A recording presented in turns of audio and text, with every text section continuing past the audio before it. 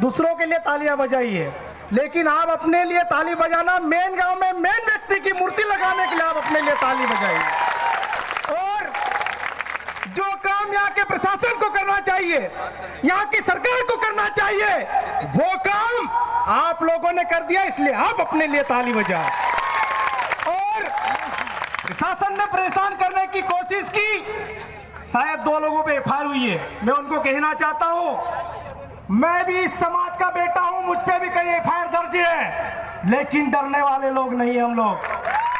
और आप लोगों को यह मूर्ति स्थापित करने के लिए कई संघर्षों का सामना करना पड़ा होगा, मुझे मालूम है, पल पल की खबर हमको थी। मैं उस सशक्त टीम के लिए 2 शब्द कहना चाहता हूं कि ना संघर्ष ना तकलीफ तो क्या मजा फिर जीने में, ना संघर्ष ना तकलीफ तो क्या मजा फिर जीने में।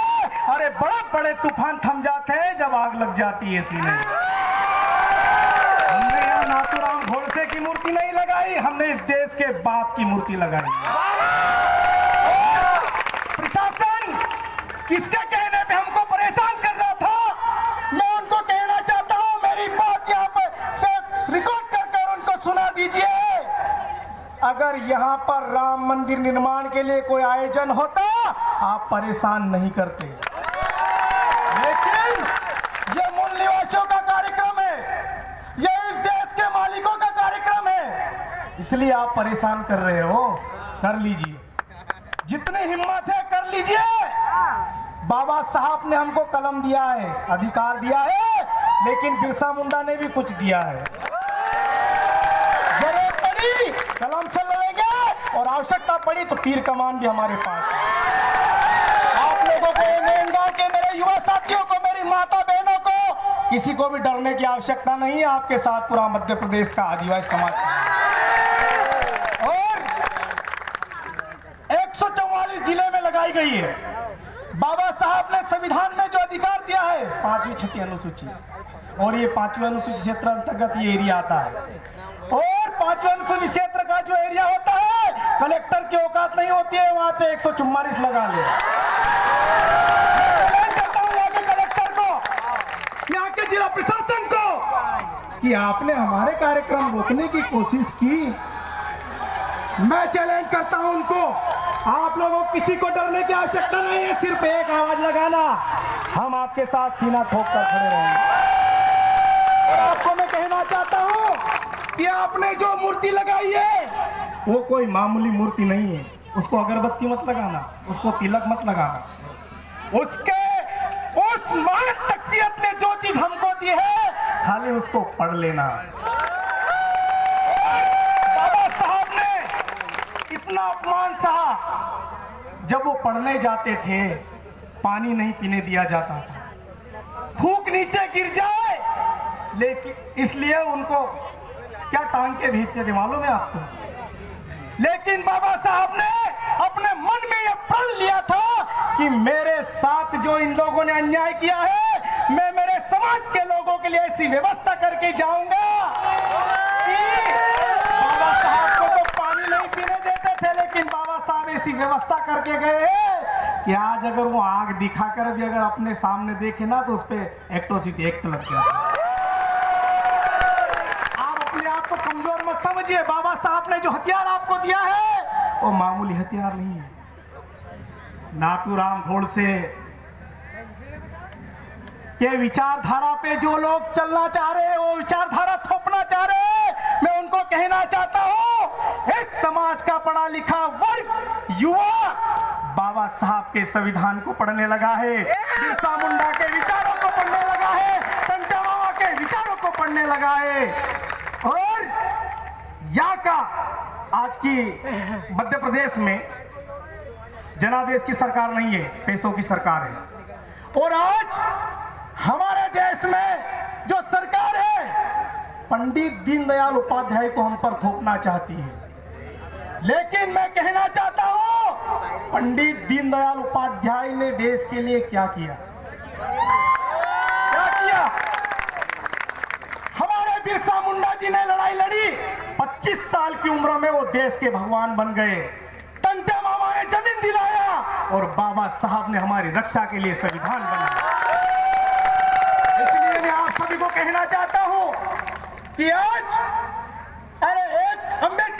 मूर्ति बिठाने से रोकोगे, अरे कहीं अंबेडकर तैयार खड़े हो गए, कहीं बिरसा मुंडा तैयार हो गए, कहीं टेंटिया मामा तैयार हो गए। इसलिए साथियों, हम तो सर पर कफन बांधकर घूमते हैं, एक बार मरेंगे, बार बार नहीं मरेंगे। एक जीवन न्याय है। बाबा साहब का जो अधूरा सपना रह गया था, उनका जो मिशन अधूरा रह गया था, हम आप सब मिलकर उसको पूरा करेंगे।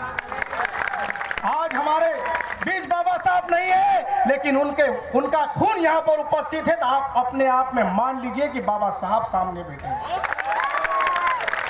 बाबा साहब की पीड़ा थी, उन्होंने आखिरी में बोला था कि मुझे मेरे लोगों ने धोखा दिया था। उस गाली को अपने दिमाग में बिठा लेना कि बाबा साहब की जो नाराजगी थी, बाबा साहब का तो दुख दर्द था, उस दुख दर्द को आप दूर करोगे, हम दूर करेंगे। साथियों, युवा जोश है, समाज में भटकते हैं, दर्द होता है, लेकिन यहाँ पर मैं भी यहाँ से 150 किलोमीटर दूर से आया हूँ और आदरणीय अंबेडकर साहब को मैं यहाँ पर सुनने आया हूँ, लेकिन मुझे भी यहाँ पर बोलने का अवसर दिया गया। इसलिए आप सबको यही कहना चाहता हूँ कि हमारे रगों में लड़ने वाला खून होना चाहिए, डरने वाला खून नहीं। और ये मैनपुर के हमारे माता बहनों की संख्या देखकर मुझे अति प्रसन्नता हो रही है कि आपने जो ताकत दिखाई है, आप क्या समझ रहे हो ये सिर्फ खरगोन जिला देख रहा है? अरे आपकी रिपोर्टिंग नागपुर हो रही है, दिल्ली हो रही है। इसलिए मैं यहाँ की स्थानीय प्रशासन को मैं कहना चाहता हूँ कि आपको जब नौकरी दी गई, आप घर जाकर पानी पीना, मुंह धोना, हाथ मुंह धोना, आराम से बैठकर एक अपने दिमाग में एक बात लाना कि वो नौकरी किसके बदौलत आई है। आज जो काम यहाँ के प्रशासन को करना चाहिए, यहाँ के जो नेता है उनको करना चाहिए, लेकिन सामाजिक लोगों ने ये कर दिखाया। मैं उनको दिल से सैल्यूट करता हूँ, मैं उनको नमन करता हूँ। साथियों, बातें बहुत सारी है और मैं एक बार बोलने लग जाता हूँ तो चुप, फिर रुकता नहीं हूँ। लेकिन यहाँ पर महान शख्सियत यहाँ पर उपस्थित है, आप लोग भी शायद सुबह से यहाँ पर उपस्थित होंगे, आप लोग भी परेशान हो रहे होंगे, लेकिन आपकी परेशानी कुछ भी नहीं है उस बाबा साहब ने जो परेशानी उठाई, एक तिनका भी नहीं है। इसलिए आज आप किसी भागवत कथा में नहीं आए हो, आप संविधान निर्माता जिसने संविधान इस देश को दिया, उस महान शख्सियत के विचार जानने और समझने आए हो। इसलिए आपको एक चीज मैं कहना चाहता हूं कि यहाँ पर ताली बजाकर, हंस गाकर अच्छे रहना, लेकिन घर जाकर यहाँ पर जो अच्छी बात बोली गई उसको भूलना मत। और मेरी बहनें यहाँ पर नृत्य कर रही थी, उसमें मुझे झलकारी बाई दिख रही थी, लक्ष्मी बाई दिख रही थी। मैं उनको कहना चाहता हूँ, आपको सैल्यूट करना चाहता हूँ कि आपने माधुरी जी का रोल नहीं किया, आपने करीना कपूर का रोल नहीं किया, इसलिए आपको मैं सैल्यूट करता हूँ। और यही विचार बड़ोले सर को कहना चाहता हूँ कि अगर आपके एक FIR होने से अगर समाज में बेटियों का खून उबलता है, युवाओं का खून उबलता है, तो मैं बड़ोले सर को कहना चाहता हूँ कि सर 10 FIR और करा लीजिए। कोर्ट में हम आपके साथ रहेंगे और जिस दिन गिरफ्तारी सर को अगर परेशान ज्यादा कर लिया जाएगा, सर खाली फोन न लगा पाओ कोई बात नहीं, एक टेक्स्ट मैसेज कर देना। साथियों, एक छोटा सा किस्सा सुना के मैं अपना वाणी को विराम करूंगा। अलीराजपुर में साहब यहाँ पर उपस्थित है, इसलिए मुझे कुछ बात याद आ गई है। अलीराजपुर में हमारे एक आदिवासी भाई को जिला पंचायत सीओ और अपर कलेक्टर ने चुनाव के दौरान उनको मारा था। हमने 3 बार आंदोलन किया, प्रशासन ने दोनों IAS अधिकारियों पे एट्रोसिटी एक्ट के तहत FIR दर्ज की थी। और उस दौरान हमने रोड जाम किया, हमारी तारीख आज भी चल रही है। जब वहां पर हम गए तो किसी ने बोला कि जमानत कराना पड़ेगी। अब जमानत के लिए पावती होती है, वो ले जाना पड़ता है। तो किसी ने बोला पावती कहां से लाएंगे? तो वहां पर एक फटियाल किसान जो व्यक्ति हमारी बात सुन रहा था, उधर पावती को चौपड़ी बोलते हैं अलीराजपुर जिले में। उसने बोला नाना काई चाहे, वो उधर की लैंग्वेज है, नाना काई चाहे दादी चुपड़ी चाहिए। उसने बात की तू काय कौन लाची। हमने बोला कि हम समाज के लिए लड़ रहे थे, लेकिन यहाँ का स्थानीय प्रशासन, यहाँ के नेताओं ने दबाव बनाकर हमको परेशान करने का काम किया। उसके दिमाग में एक बात आई, मैं आपको बताना चाहता हूँ। उस पल को याद करके मुझे खुशी महसूस हो रही है, गर्व महसूस हो रहा है। जैसे उसको पता चली वो मोटरसाइकिल से अपने गांव गया और 27 पावती लेकर आया था। बोले कि हम जमानत कराएंगे, और कहे कि नाना होली जोर तोड़ से दावते काउंट मांग ले। ये ताकत होती है मेरे युवा साथियों, आपके कंधों पे समाज का भार है। आप समाज के लिए जन जागृति ला सकते हो, इसलिए आपको समाज में जन जागृति करने जाना चाहिए। मेरी बहन यहाँ पर पढ़ी लिखी बहनें हैं, उनको मैं कहना चाहता हूँ, आज आप ऐतिहासिक पल में आप शामिल हुए हो। आपके कंधों पर मैं एक जिम्मेदारी देना चाहता हूँ कि आप भी समाज के लिए बढ़ चढ़कर हिस्सा लीजिए, और आपके ऊपर अगर कोई आंख उठाकर भी देखे तो एक बार हमको याद कर लीजिए। रक्षा करने के लिए आपकी ढाल बनकर आपके साथ हम खड़े रहेंगे, आपको डरने की जरूरत नहीं है। लेकिन ये मिशन इस गांव से बड़ा है, इसको थमने मत देना, नहीं तो बाबा साहब का मूर्ति भी लगा ले, कोई मतलब नहीं है।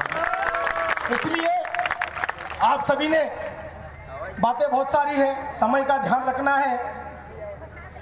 आप इस ऐतिहासिक आयोजन में शामिल हुए हैं, और मैं इस आयोजन टीम को जितनी बार नमन करूं, जितनी बार सैल्यूट करूं कम रहेगा। वो जाबाज योद्धाओं को मैं सलाम करता हूं, नमन करता हूं कि इसी प्रकार बाबा साहब के विचारों को लेके, टंटा मामा के विचारों को लेके, बिरसा मुंडा के विचारों को लेके शासन प्रशासन, नेता फेता, आटी पार्टी सबके सामने सीना ठोक कर खड़े हो जाएंगे। आपको डरने की आवश्यकता नहीं है। और मेरे युवा साथी यहाँ पर ज्यादा उपस्थित, उनको एक चीज और कहना चाहता हूँ कि आप समाज में सबसे पहले महत्व दे समाज को। राजनीतिक दलों को राजनीतिक दलों की आका मत बनाइए। आपको मैं बताना चाहता हूं कि आप जब 18 साल के होते हैं तभी किसी कांग्रेस, बीजेपी, बसपा, सपा, यपा, बाप आप उसके बनते, उससे पहले आप समाज के रहते हो। इसलिए पार्टियों से सबसे बड़ा कोई है तो वो है समाज, और जिस दिन आपके पीछे समाज हट जाएगा आपकी कोई वैल्यू नहीं है।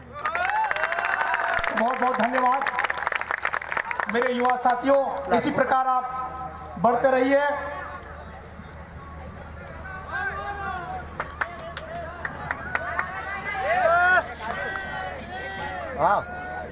साथियों, मुझे समझ में नहीं आ रहा, मुझे बैठना है, लेकिन एक गाना बोल रहे, मैं 2 लाइन बोल रहा हूँ। संचालनकर्ता से माफी चाहूंगा, जरूरत से ज्यादा समय ले लिया मैंने।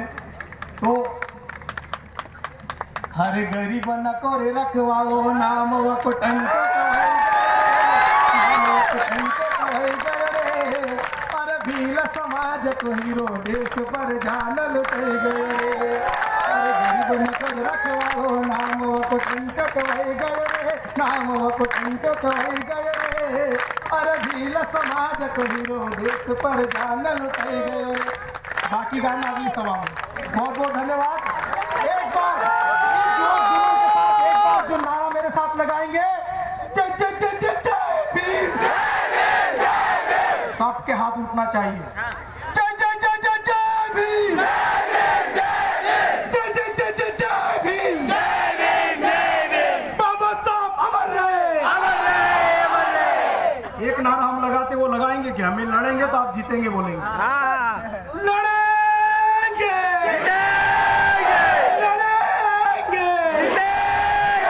भीम, जय जोहार। इतना स्नेह आपने मुझे दिया, उसके लिए आपका कोटि कोटि आभार, धन्यवाद।